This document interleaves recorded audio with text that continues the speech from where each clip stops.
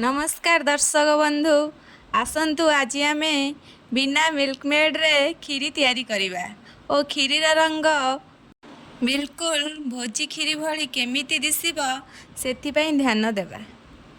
खीरी आमे बळका थिबा अरुआ भातरू तैयारी करिबा जेउथिपाई आमर गैस सह समय भी बहुत कम लागिबो। खीरी प्रस्तुति पाई अरुआ भात क्षीर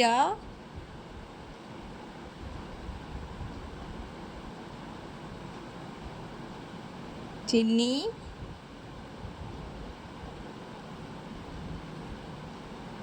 काजू किशमिश आलमंड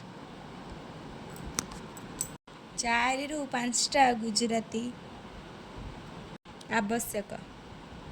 खीरी प्रस्तुति करिया पई प्रथमे आमे अरुआ भात को ग्राइंडिंग करिबा।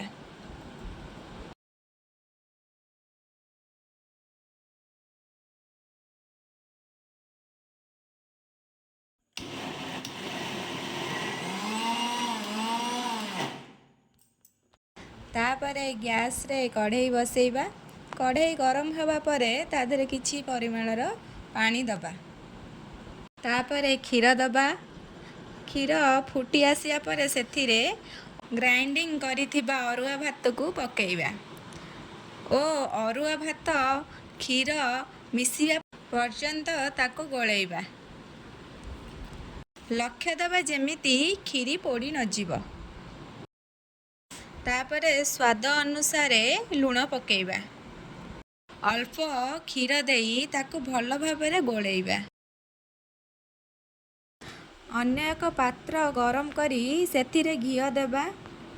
सेथिरे काजू किशमिश आलमंड भल भाबरे भाजिबा।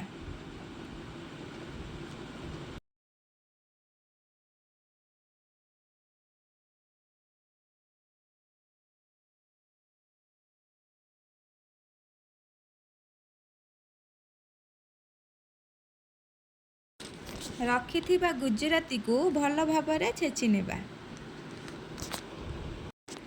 तापरे खीरी रे चीनी देबा।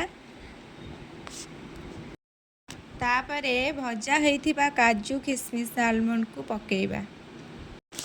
अन्य एक पात्र गरम करी सेथिरे घिओ देई चीनी पकेइबा। चीनी रो रंग आसिबा परे ताकू खीरी रे पकेइबा। छेचा होइथिबा गुजराती को पकाइबा। भल भाबरे खीरी की गोळेइबा।